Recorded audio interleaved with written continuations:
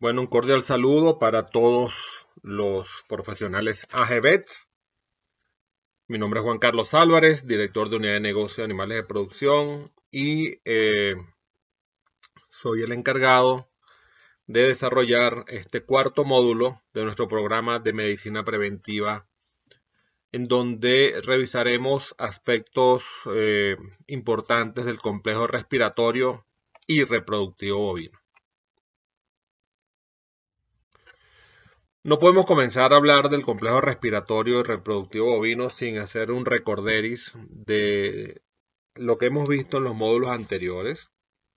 Recordemos que la inmunidad o resistencia de este individuo siempre va a tener una estrecha relación entre el medio ambiente, que tiene que ser traducido con el nivel de desafío o de exposición a una enfermedad, el patógeno o antígeno presente en ese ambiente, el manejo que se le dé a esta población y el nivel de tecnificación que tenga la explotación ganadera.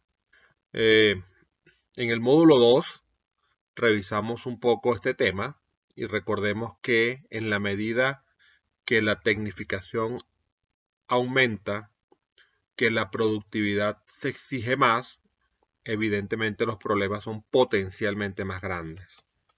Entonces, la interacción de todos estos componentes tienen un impacto de manera directa sobre el nivel de resistencia de este individuo y que en el caso del complejo respiratorio, y complementémoslo como reproductivo bovino, tiene mucho, pero mucho que ver. Cuando hablamos del complejo respiratorio, la mayor cantidad de la literatura lo describe de esta forma, como complejo respiratorio bovino. Sin embargo, existe otra corriente donde se incluye a la parte reproductiva, llamándolo complejo respiratorio y reproductivo bovino, básicamente porque este complejo tiene varios elementos. Uno de ellos es el ambiente, es la situación de estrés que puede ser generado sobre un animal, los virus respiratorios, en este caso vamos a estar hablando de 4 virus respiratorios, el virus de la rinotraqueitis bovina infecciosa, también conocido como el virus de IBR, el virus de la diarrea viral bovina, también conocido como DBB, el virus de la parainfluenza 3 y el virus respiratorio sincicial bovino, también conocido como BRSB. Por otro lado, vamos a tener a la muy conocida Pasteurella hemolítica como agente causal primario bacteriano, y como agentes secundarios vamos a tener principalmente a Pasteurella multósida y a Haemophilus somnus, que actualmente se llama Histophilus somni, como componentes de este complejo. Ahora bien, ¿cómo actúa este complejo? Este complejo tiene, digamos que varios niveles.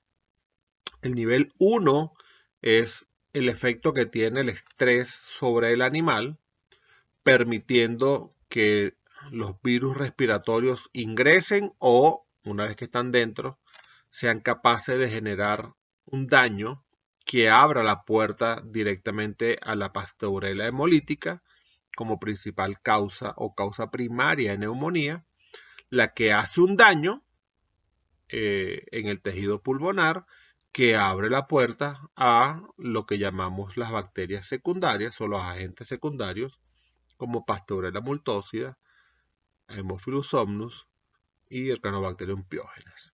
Sin embargo, el estrés puede ir de manera directa, como lo vemos en la gráfica, puede generar el daño directo o generar las condiciones para que Pasteurella hemolítica, aún en la ausencia de los virus, causa el problema respiratorio de manera primaria. Entonces, para poder hablar del complejo respiratorio, encontramos que tenemos 3 componentes: el estrés, la presencia de estos virus, estos 4 virus, de los cuales IBR y diarrea viral bovina tienen un componente reproductivo, y BRSB y parainfluenza 3 son estrictamente respiratorios, los cuales abren la oportunidad para que las bacterias complementen el complejo y termine en un cuadro, desde la perspectiva respiratoria, en un cuadro neumónico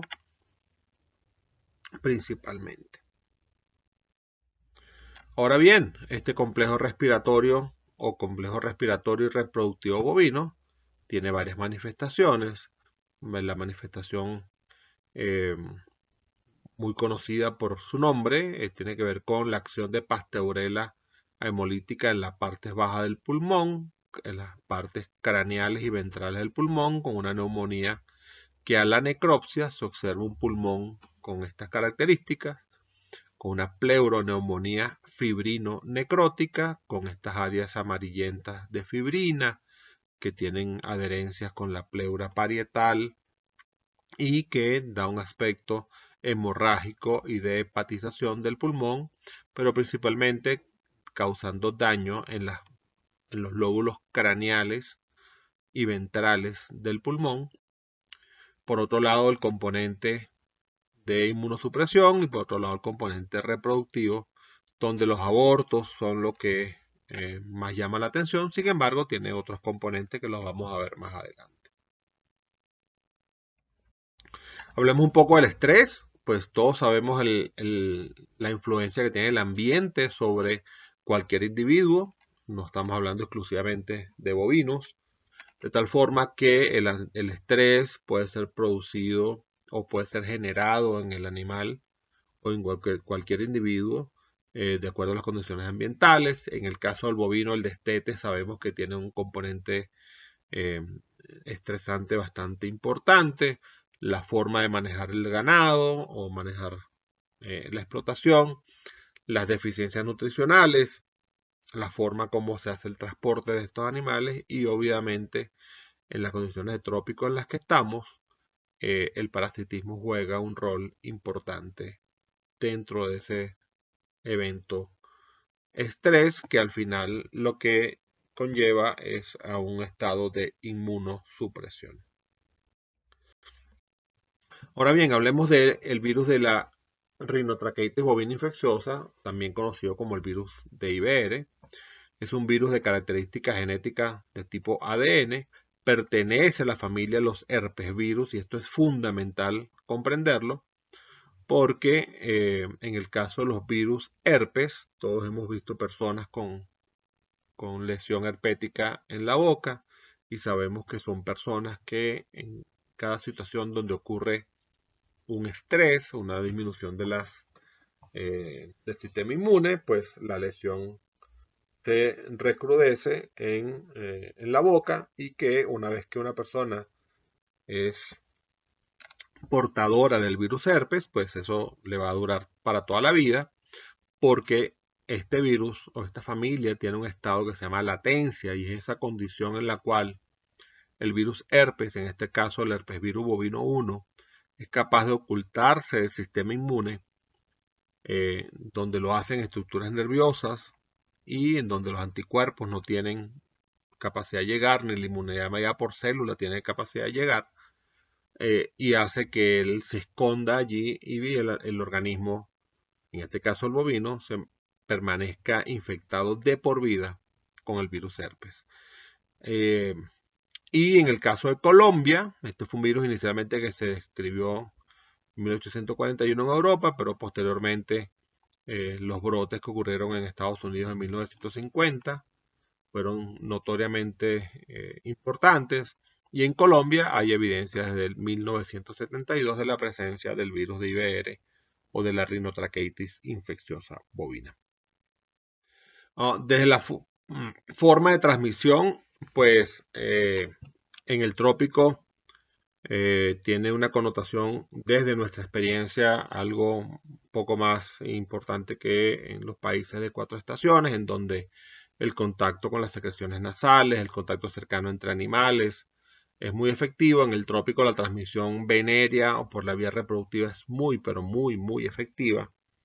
De tal forma que estos mecanismos de transmisión hacen que el animal desde muy pequeño, desde muy corta edad, esté expuesto a la posibilidad de lograr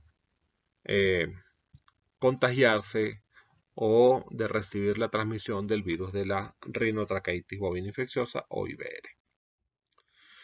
¿Cómo funciona el virus de IBR? La infección primaria generalmente es por vía respiratoria. Una vez que el virus llega al tracto respiratorio, recordemos esto es un diagrama del tracto respiratorio, un epitelio pseudoestratificado cilíndrico ciliado. Una vez que el virus es capaz de penetrar una célula del tracto respiratorio superior, el virus de IBR comienza a multiplicarse y en su proceso de multiplicación genera puentes intercelulares que hacen que él se mantenga oculto o no disponible para la acción de los anticuerpos, de tal forma que él puede seguirse multiplicando y haciendo que estas células se dañen y por lo tanto el aparato mucociliar, ese sistema de defensa inespecífico del tracto respiratorio, se pierda y por lo tanto genere ya un daño que permite que las bacterias sean capaces de alcanzar las áreas bajas del pulmón. Entonces, una vez que el virus de IBR ingresa en estos epitelios del tracto respiratorio y crea estos puentes celulares, la única forma de poderlo controlar es tener un mecanismo de defensa inmunitario en donde el componente de inmunidad mediada por células o inmunidad celular sea capaz de reconocer esa célula infectada para poderla destruir y exponer finalmente al virus de IBR a los anticuerpos para que estos puedan bloquear al virus. Esa es la forma más efectiva que existe para controlar el virus de IBR y es la razón por la cual la utilización de vacunas que sean capaces de estimular la inmunidad completa, tanto inmunidad mediada por células o inmunidad celular y la inmunidad humoral mediada por anticuerpos, es fundamental para poder controlar al virus de IBR. Y ese es el caso de nuestra línea de vacunas Providian, Repro-12 y Respi-8 Querato, en la que el ayudante estimulador de las células dendríticas favorece el desarrollo de esta inmunidad completa para poder ser efectivamente controlador del virus de IBR. Entonces, como el virus de IBR crea puentes entre células, los anticuerpos, tener solamente anticuerpos no es suficiente porque el virus va a estar oculto, no va a poder ser capturado por los anticuerpos. La inmunidad tipo celular es clave para esto, como lo mencionamos hace minutos. El virus de IBR es altamente prevalente en los atos. Hay reportes que hablan entre el 55 y el 70% de animales que han tenido contacto con el virus de IBR. Se habla de 99-98% de las fincas muestreadas al menos con un animal positivo al virus de IBR. De tal forma que en este momento es muy difícil pensar que una finca no tenga la presencia del virus de IBR. Todas las encuestas serológicas hablan de estos niveles alrededor del 60-65%, lo que significa que 6 de cada 10 animales han tenido contacto de manera natural con el virus de IBR. Y este virus, simplemente por ser un virus herpes, él se oculta y espera el momento oportuno para actuar, para causar el problema. Siendo un virus respiratorio, la transmisión es muy efectiva y si le unimos el componente reproductivo lo hace más efectivo aún.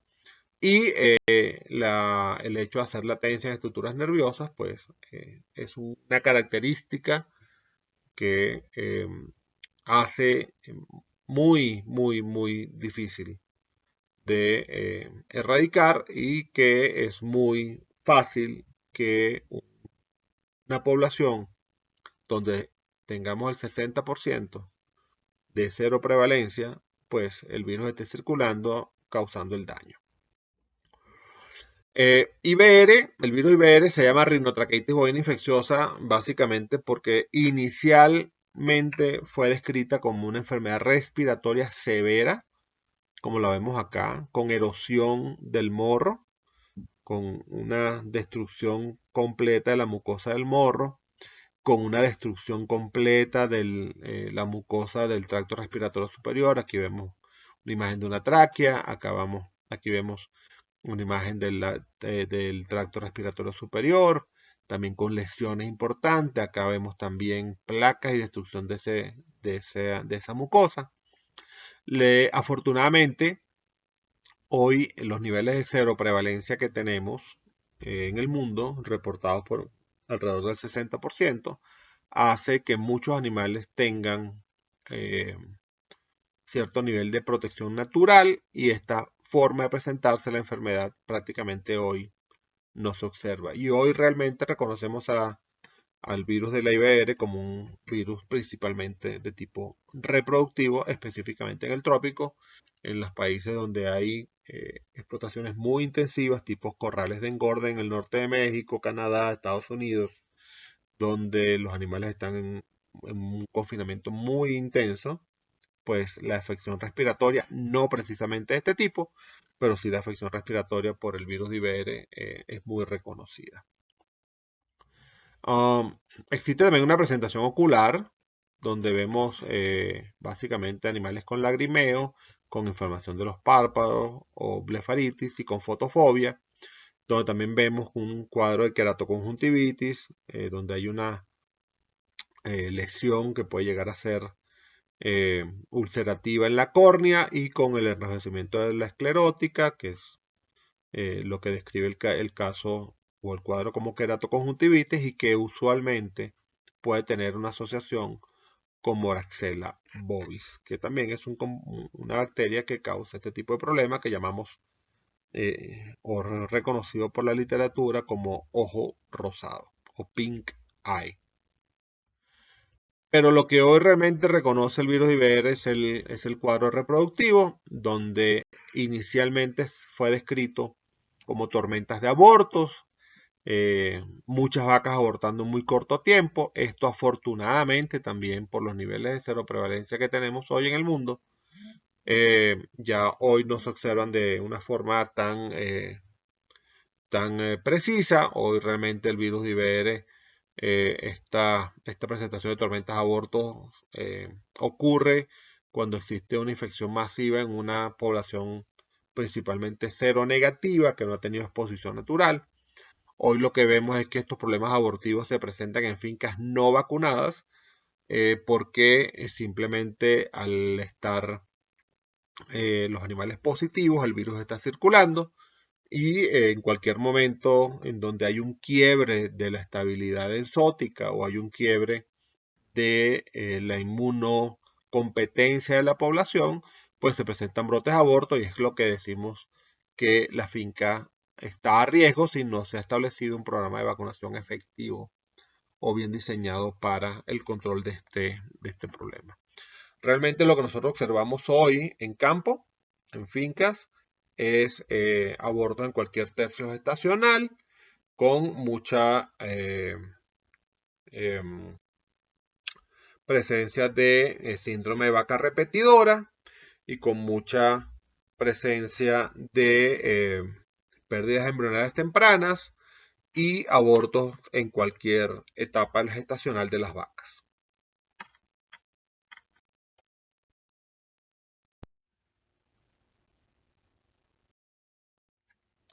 También existe una presentación que llamamos la presentación venérea del virus de IBR, en donde eh, se observan este tipo de lesiones que llamamos vulvovaginitis pustular infecciosa, que son unas lesiones ulcerativas en la mucosa vulvar que pueden llegar hasta el vestíbulo vaginal y que pueden llegar a unirse y generar una gran lesión en la mucosa, que esto es muy doloroso, y que también puede presentarse en el toro con una lesión similar llamada balanopostitis pustular infecciosa, que también es muy dolorosa para el toro. Y este tipo de lesiones llevan también a ser evidencia la transmisión reproductiva del virus de IBR, y que usualmente está bastante relacionada con esta inflamación de ovarios, esta oforitis, que puede llegar a ser causa de infertilidad o de subfertilidad. Sin embargo, la lesión de ovarios puede llegar también o puede presentarse también por transmisiones por vías respiratorias una vez que el virus de IBR se mueve a través de todo el organismo para encontrar los sitios, en este caso los ganglios nerviosos, donde él se oculta el sistema inmune. Si se toma una muestra, una biopsia para hacer el diagnóstico de estas lesiones en la mucosa, lo que se encuentran son este tipo de lesiones que se llaman cuerpos de inclusión intranuclear, que son característicos de la lesión de la vulvovaginitis pustular infecciosa o de la balanopostitis pustular infecciosa en el toro. Ahora, ¿cómo IBR afecta al embrión? Recordemos que el periodo embrionario va desde el día 0 hasta el día 50. Una vez que el virus se encuentra en el ambiente uterino, él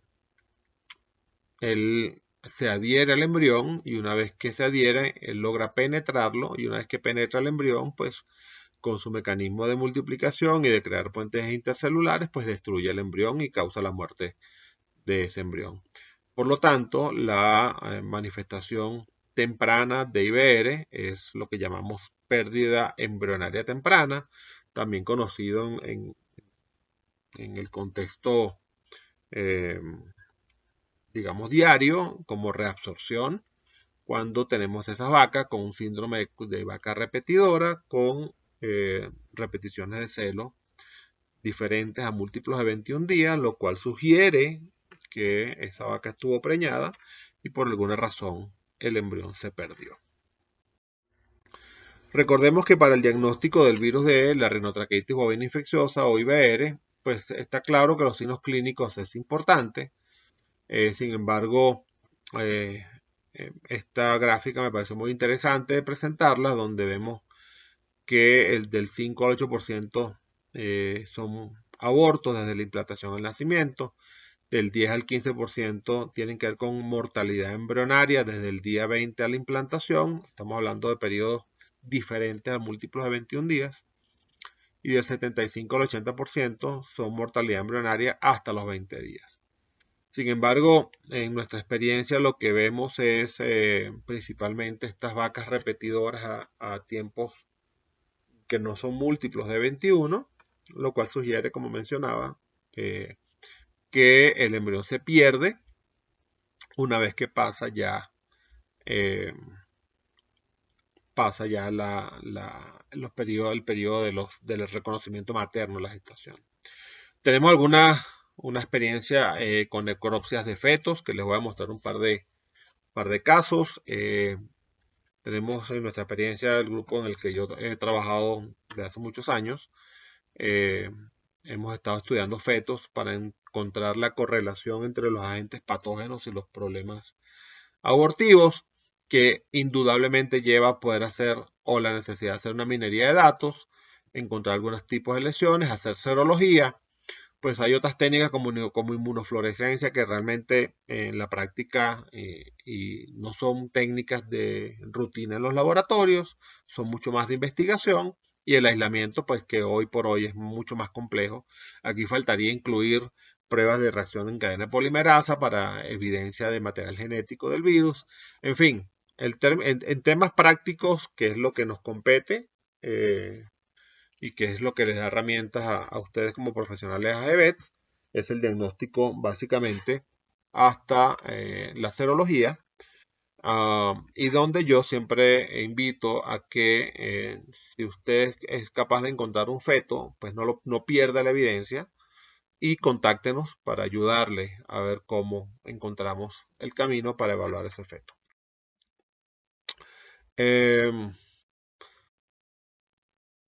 Este es uno de los ejemplos que le quería mostrar. Esta es una finca en Simijaca, Cundinamarca, una intervención que hicimos en el año 2020. El tabaco abortó el 25 de diciembre del 2020. El día siguiente estuvimos por allá.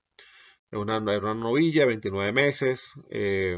Y a esta novilla se le tomó una muestra de suero sanguíneo para pruebas de perfil reproductivo, como lo llamamos normalmente. se evaluó a la placenta, se tomaron otras 3 vacas control, compañeras de esas vacas, y aquí está el feto cuando hicimos la necropsia, un feto aproximadamente de 7 meses de edad, y se tomó una muestra de pool de estos líquidos torácicos, líquido abdominal y líquido pericárdico, como se está viendo acá, también para poder hacer un perfil reproductivo. Recordemos que los anticuerpos que encontremos en el feto son anticuerpos producidos por él mismo porque la placenta cotiledonaria de la vaca no permite el paso de anticuerpos de la madre al feto, y es la razón por la cual la principal forma de obtener anticuerpos en un recién nacido es el calostro, tomándolo en las primeras 12 horas de vida y de una calidad apropiada. Solamente para mostrar lo más importante de este caso, encontramos que en la placenta había placentitis pericotiledonaria, lo cual hablaba de una disfunción de la placenta.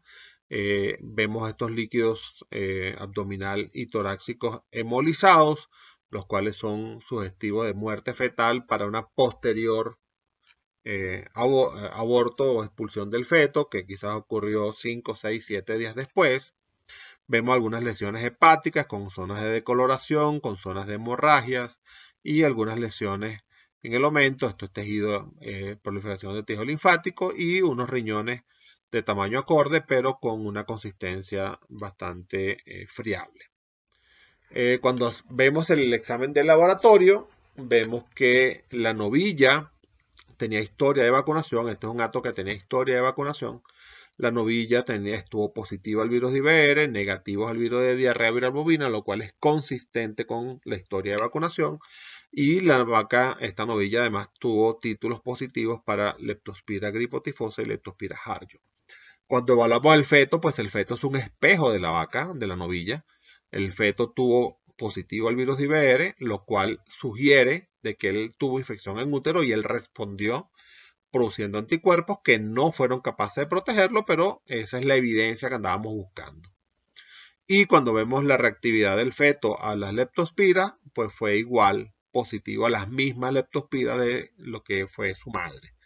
De tal forma que este caso, ya cuando vemos este espejismo o esta correlación entre la madre y el feto abortado, indudablemente, aun cuando la vaca tenía una historia de vacunación, pues esa vacuna no fue capaz de controlar la infección del feto en el útero.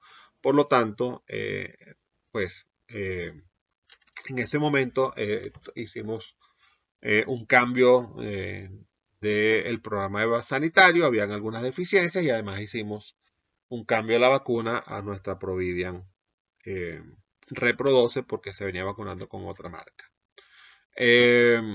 Cuando vemos las comparativas que eran compañeras de estas vacas, compañeras de esta novilla que estaban en el mismo ambiente, pues con historia de vacunación vemos positividades para todas al virus de IBR.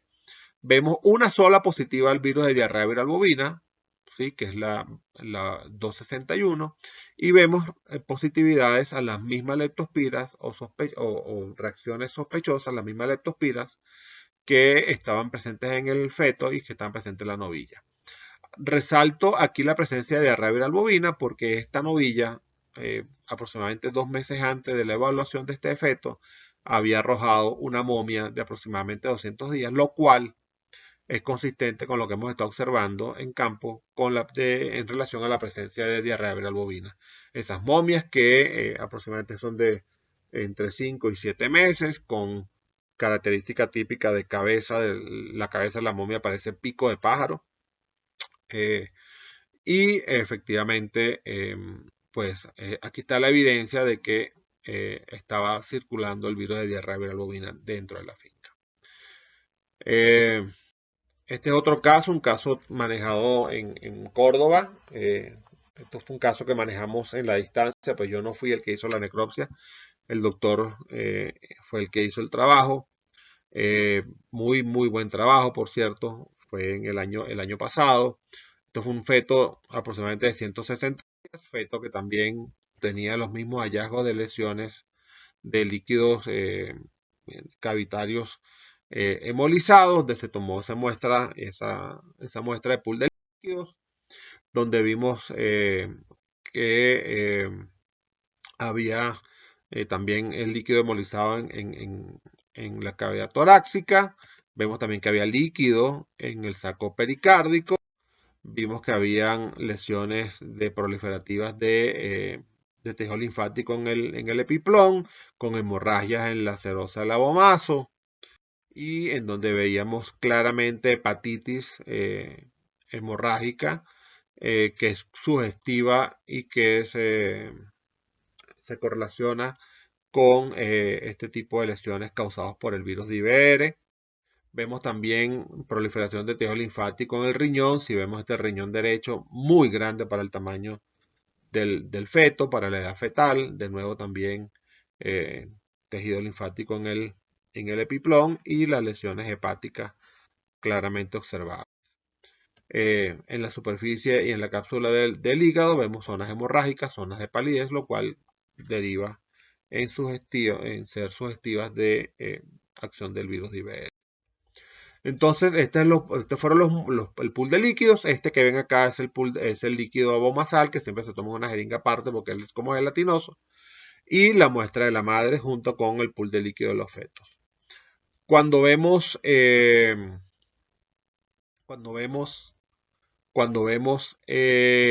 resultados del laboratorio, vemos que la vaca estaba positiva al virus de IBR. Esta vaca esta finca no tenía historia de vacunación y salió negativo al virus de diarrea viral bovina, mientras que el pool de líquidos del feto salió positivo al virus de IBR, lo que significa que él estuvo en contacto con el virus de IBR en su vida fetal, fue capaz de reaccionar, pero los niveles de anticuerpos no fueron suficientes para protegerlo. Recuerden que para el virus de IBR necesitamos tener inmunidad mediada por células o inmunidad de tipo celular. Y para complementar el diagnóstico, pues aquí están los resultados de leptospira, pues la vaca estaba negativa a icterohemorragia, pero el feto estuvo positivo a icterohemorragia, y la vaca estuvo positiva a pomona y el feto estuvo positivo a pomona, lo cual es consistente con las observaciones que hemos estado reportando ya hace muchos años de la acción conjunta del virus de IBR y de diarrea viral bovina como predisponentes de la muerte fetal o del aborto y la expulsión fetal y de la muerte del aborto por también la acción conjunta con leptospira. Este es un caso muy reciente, muy interesante también. Este es un caso Tarazá que recientemente lo trabajamos en el mes de febrero. Una finca con crisis abortiva, con historia de vacunación reciente. Y es una finca en donde encontramos una vaca con su feto, evaluamos el feto. De forma muy interesante, el feto estaba negativo al virus de IBR, la vaca estaba positiva. No sabemos si es por vacunación o por campo, pues no hay manera de saberlo con la prueba de rutina del laboratorio. Lo interesante de esto es que las evidencias nos muestran de que el feto fue abortado por acción de leptospira, porque tanto la vaca como el feto tienen mismos niveles de reactividad para leptospira icterohemorragia y para leptospira harjo. Ese mismo día tuvimos una gran fortuna de poder tener una vaca y su ternera, y pudimos nosotros evaluar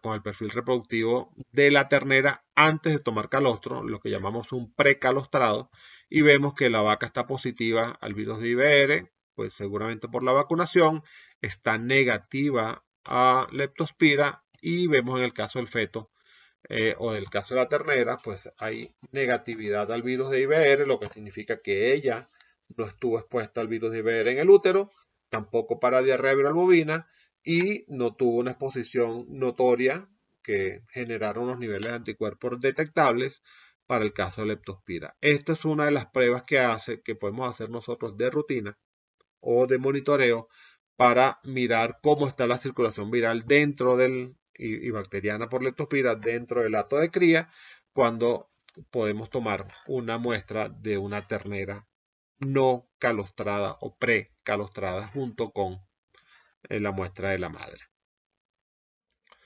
Muy bien, ahora hablemos de diarrea viral bovina. Diarrea viral bovina es un virus que se considera como el SIDA de las vacas.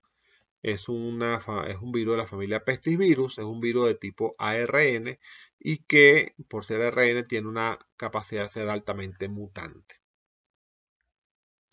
En Colombia se diagnosticó en 1975 en una vaca Holstein, después en el 85, 10 años después se logró el aislamiento en Bogotá, y desde el año 96 se han venido haciendo trabajos, o se hicieron muchos trabajos, para la detección de animales persistentemente infectados en Colombia.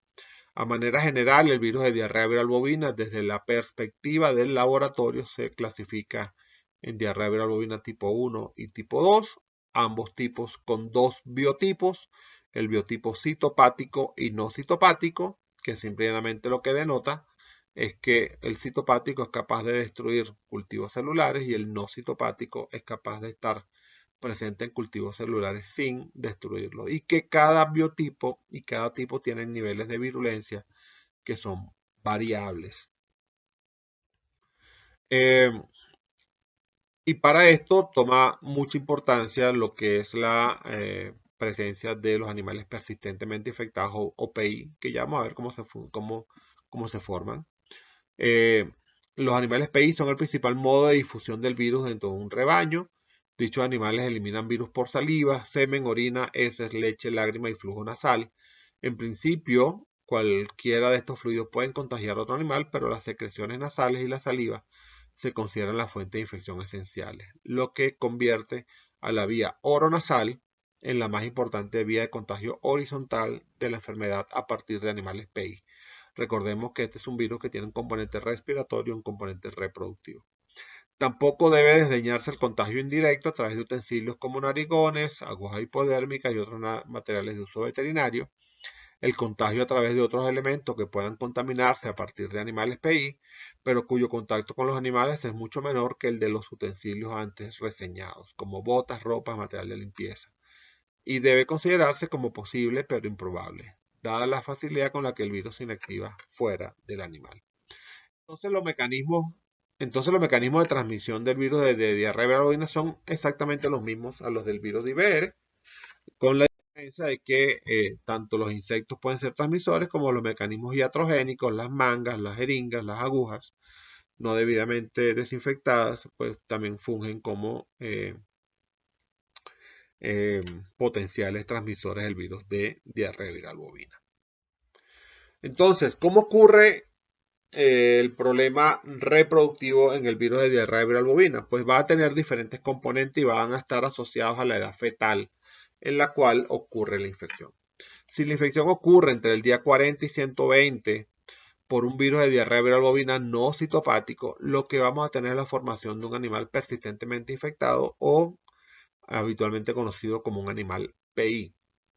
Estos son aproximadamente entre el 2 y el 4% de la población. Son animales que tienen un aspecto no muy saludable, se mueren antes del año, cuando llegan a crecer y pasar la pubertad. Son animales que son subfértiles, pero ellos son los principales contaminantes diseminadores del virus de diarrea viral bovina dentro de la finca, razón por la cual digamos que es muy bueno que se muera muy temprano. Por otro lado, hay un trabajo en Colombia muy interesante en donde se habla que con un estudio muy pero muy dirigido, que la presencia de animales PI puede llegar a alcanzar hasta el 10%. De tal forma que ellos son hoy por hoy el centro de estudio. Hoy por hoy estamos trabajando para evitar el ingreso de animales PI a los hatos.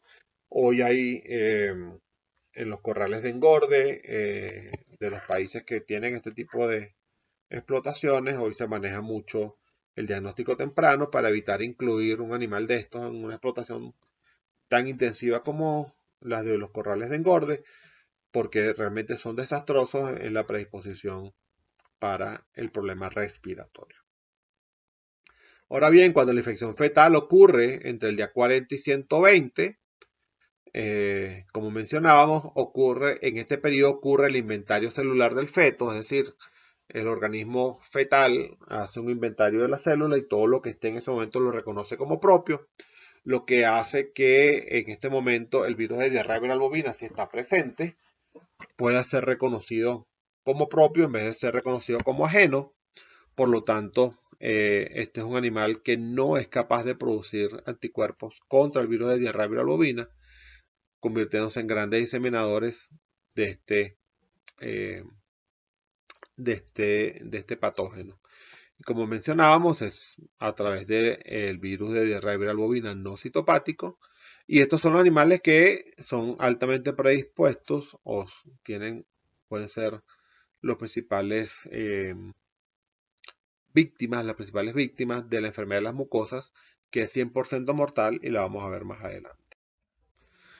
Ahora bien, cuando la infección fetal ocurre entre el día 100 a 150, pues ocurren diferentes cosas. Una de ellas es un cuadro de malformación severo, donde hay hipoplasia cerebelar, donde hay animales con un retardo importante del crecimiento, donde pueden ocurrir abortos, donde puede ocurrir ceguera bilateral, catarata congénita, donde hemos correlacionado mucho la presencia de momias con este tipo de presentación con la cabeza como pico de pájaro, y donde hemos visto casos donde ocurren hidrocefalia. Este es el caso Caquetá, uno de los casos de Caquetá que vimos el año pasado, donde hay espina bífida, donde hay artrogriposis, aquí la podemos ver, y que son parte del componente de la malformación asociada al virus de diarrea viral bovina. Aquí hay otro caso, un caso que está muy interesante. Voy a ver si se permite ver el video, en donde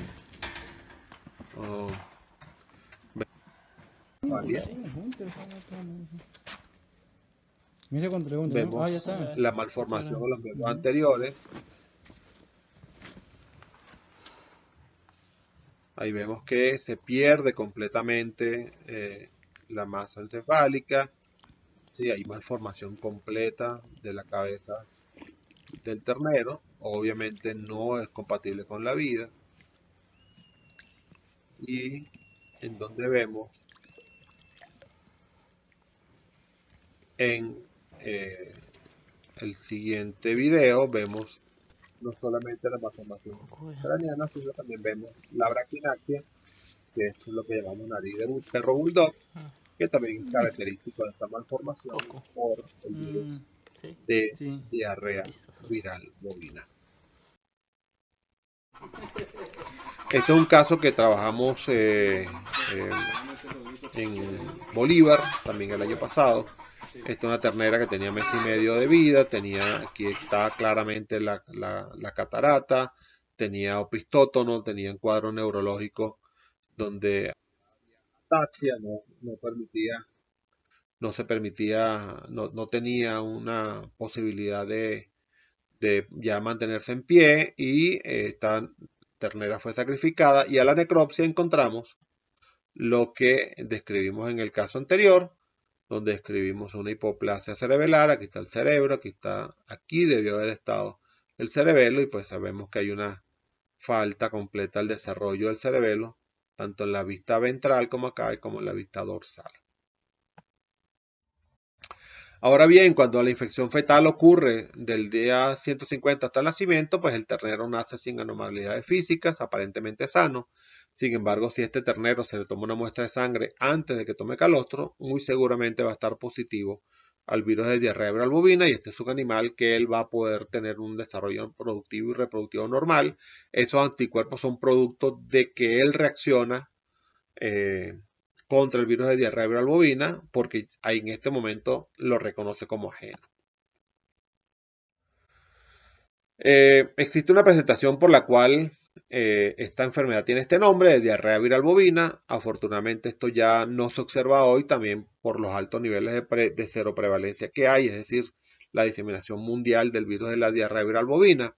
Para que esto ocurra, esta enfermedad de las mucosas ocurra, tiene que haber sí o sí un animal persistentemente infectado por un virus de diarrea viral bovina de tipo no citopático, que se superinfecta con un virus de diarrea viral bovina citopático y genera un cuadro entérico diarreico que es 100% fatal, porque toda la mucosa digestiva se pierde, donde hay aftas en la lengua, donde hay erosión de las placas de Peyer, donde se pierde la mucosa intestinal, hay úlceras en abomazo, hay úlceras en todo el tracto digestivo del animal, y la diarrea es fatal porque pues no hay ningún tipo, no hay mucha posibilidad o no hay ningún tipo de posibilidad de que este virus de diarrea viral bovina citopático se detenga de la destrucción masiva de las células de la mucosa del tracto digestivo. Afortunadamente esta enfermedad ya hoy, o esta forma de presentarse ya hoy, no se ve de manera común en el mundo. También afecta a los ovarios, causa el virus de diarrea viral bovina, causa daño en el funcionamiento ovárico, causa también daños en el tamaño o hipoplasia ovárica. Hay algunos trabajos como este de Grooms, que es muy importante, que habla de los cambios morfológicos que sugieren estos daños ováricos, donde hay estos ovarios no desarrollados o atróficos, donde hay una disfuncionalidad de los ovarios. Hay unas alteraciones en las pulsaciones de estrógeno y también de la curva de progesterona. En este sentido, este trabajo de Frey del año 2000 muestra cómo los ovarios afectados con diarrea viral bovina tienen una media de plasma plasmático menor para el estradiol, lo cual muestra la disfuncionalidad ovárica. También este trabajo de McGowan menciona el cambio en el tamaño de los ovarios en novillas y en vacas infectadas con el virus de diarrea viral bovina contra animales control en las que no hay afectación del virus de diarrea viral bovina, y por lo tanto las variaciones en los tamaños son sumamente notorias y son estadísticamente significativas. Para el diagnóstico de diarrea viral bovina, pues el mismo procedimiento que hacemos para el virus de IBR, las lesiones, los signos clínicos, la serología. Para ambos se utiliza la técnica de ensayo inmunoenzimático, que lo llamamos ELISA. Para el caso de los animales persistentemente infectados, pues todo animal que sale negativo al virus de diarrea viral bovina debería ser corrido por prueba captura antígeno, que lo que busca, en vez de buscar el anticuerpo, es buscar el virus de diarrea viral bovina, y es la prueba que se utiliza para el diagnóstico de animales persistentemente infectados mediante ELISA. Hoy por hoy, con las pruebas que se estamos utilizando en laboratorio, donde se detecta la proteína 80 o la P80, tenemos la posibilidad de entender si una infección es de campo o es por el uso de una vacuna viva, y es la razón por la cual en los ensayos o en las pruebas que hacemos, cada vez que sale una prueba de P80 negativa al virus de diarrea viral bovina, lo interpretamos como que el animal o no ha tenido infección de campo o ha sido vacunado con una vacuna de características inactivada o muerta. Mencionamos al inicio el virus respiratorio sincicial bovino. Pues realmente este es un virus meramente respiratorio de característica crónica. Es un virus que causa este tipo de lesión en los pulmones, principalmente en los lóbulos caudales, donde se va como que perdiendo la capacidad del pulmón de mantenerse con sus mecanismos de defensa no específicos, como el aparato mucociliar, que se pierde. Se confirmó en Colombia en el año 97, y es una enfermedad respiratoria severa, pero que no es muy común en animales jóvenes, principalmente en animales adultos. Es producido por un virus de tipo ARN de la familia Paramyxovirus.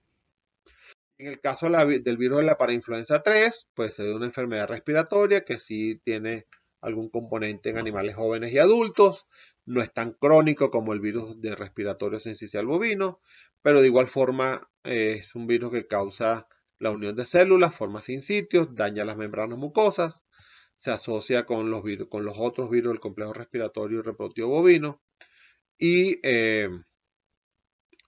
digamos que es uno de los predisponentes también a lo que llamamos la fiebre de embarque, o lo que llamamos también pasteurelosis. Recordemos que esta pasteurela, que vive de manera natural en el tracto respiratorio superior sin causar daño, una vez que llega a la parte baja pulmonar, ella cambia y se vuelve patógena, bien sea por el ambiente pulmonar y porque el daño del virus de IBR, de diarrea viral bovina, de BRSV y de parainfluenza 3 permitió que el tracto respiratorio no limpiara expulsar a esa bacteria que venía bajando, y una vez que llega acá a las áreas bajas pulmonares, cráneo-ventrales, pues causa el problema. Entonces, digamos que en resumen general, los virus del complejo respiratorio y reproductivo tienen que ver con el virus de IBR, diarrea viral bovina para influenza 3 y BRCB. Recordemos que IBR y diarrea viral bovina tienen componente reproductivo, para influenza 3 y BRCB tiene componentes solamente respiratorios. Tenemos a la bacteria como principalmente Pasteurella humanemia hemolítica, Pasteurella multósida, Histophilus somni, anteriormente llamado Haemophilus somnus, y micoplasmas. Recordamos que estos virus ingresan por vía respiratoria, IBR ingresa por vía respiratoria y por vía genital. En el caso de IBR se aloja en el ganglio sacro o en el ganglio trigémino, dependiendo de la vía de ingreso. Ahí se esconde y se permanece por vida infectando al animal. Ellos, el daño que causan en el tracto respiratorio permite que la pastorela, que habita de manera natural acá, llegue a las áreas cranioventrales del pulmón. En ese momento ella cambia su estructura, se vuelve patógena, comienza a liberar leucotoxina, la cual causa este tipo de neumonía, que llamamos neumonía, pleuroneumonía fibrinonecrótica, porque está la pleura afectada. Hay estrías de fibrina y hay esta observación. Yo los invito a que recuerden mucho esta foto, porque esta es la foto típica de una pasteurelosis por manemia hemolítica, por pasteurela hemolítica en los lóbulos craneoventrales del pulmón. ¿Cuáles son los mecanismos de control? Pues ya en el módulo 3 vimos que para estos virus la inmunidad mediada por células y la inmunidad humoral es fundamental para el control del tracto de los virus respiratorios. En el caso de anemia hemolítica, la inmunidad de tipo humoral, igual para Pasteurella multósida, Histophilus somnus, es fundamental la presencia de anticuerpos. Para la parte reproductiva es la misma historia. En el caso de leptospirosis, pues lo vamos a ver en el próximo módulo. Para Haemophilus o Histophilus somnus también la humoral. De tal forma que es importante tener esto en cuenta, porque siempre lo hemos dicho, todas las vacunas no son iguales. Es de recordar los tiempos inmunológicos, lo vimos en el módulo 2. Recordar que hay un proceso desde la exposición al patógeno o a la vacuna hasta que logramos llegar a tener una protección. Y recordemos que en el caso de las afecciones reproductivas hay un periodo en el cual los fetos pueden estar afectados y que después de la vacunación algunos de ellos se salvarán, pero siempre vamos a seguir teniendo problemas en menor cuantía, esperemos, en los próximos meses, hasta que toda la población logra tener un estado inmunitario más sólido en el manejo de la población. Nuestro esquema de vacunación básico con Repro12 y para el esquema reproductivo, nosotros sugerimos como un esquema de vacunación básico vacuna y refuerzo la primera vez por la vía del animal, lo que llamamos prima vacunación con Repro12, y a los 6 meses calendario hacer una vacunación con lepto. Esto lo vamos a ver con más detalle en el módulo 5 de leptospirosis, que es el próximo.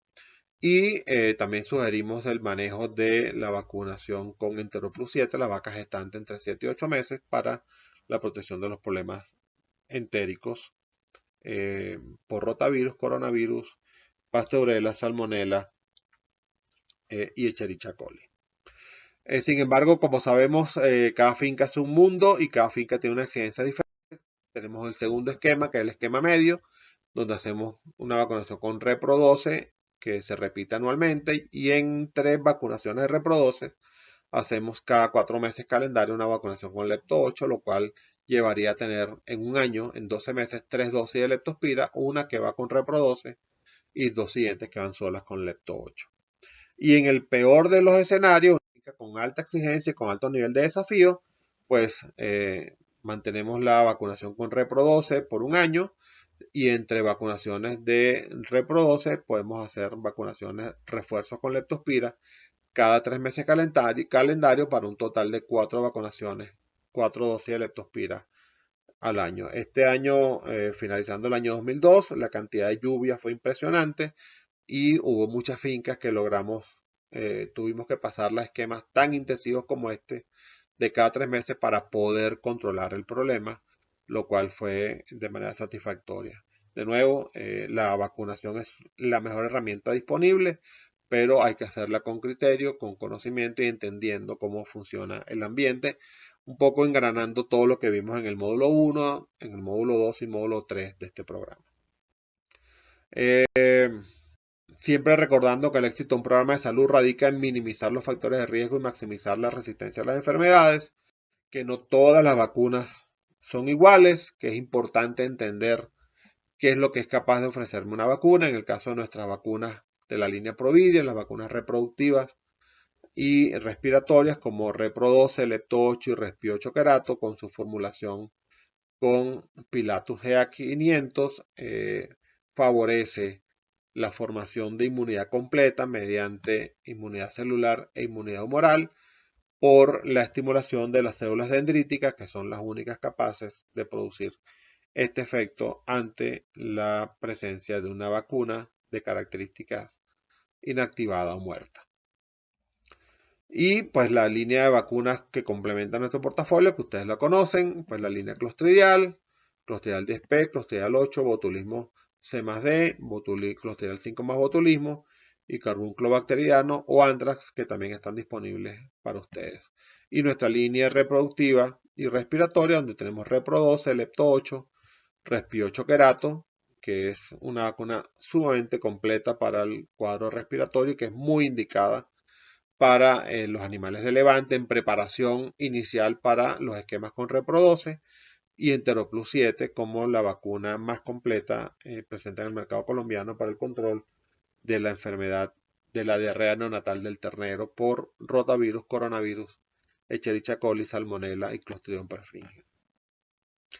Con esto, pues finalmente le doy las gracias. Espero que este módulo sea de gran utilidad para ustedes. Los invitamos a que continúen el programa. Ya estamos más cerca de culminar el programa y poder tener una graduación o tener la acreditación. Los invito a que se mantengan activos en el chat de la comunidad, a que hagan la evaluación, porque si no hacen la evaluación, que el único objetivo es reforzar conceptos, no es evaluar conocimiento. No pueden avanzar o es difícil avanzar en el resto de los módulos. Y de mi parte, el agradecimiento, el privilegio de haber podido compartir estas experiencias con ustedes en pro de trascender con calidad, que esto es nuestro gran propósito como compañía en AGB Salud Animal, y en la que estamos totalmente seguros que en la medida que seamos mejores profesionales o más completos en el campo, mejor vamos a lograr y más fácil vamos a lograr el éxito. De mi parte, Juan Carlos Álvarez, médico veterinario, para ustedes siempre a la disposición. Un fuerte abrazo y muchos éxitos. Gracias.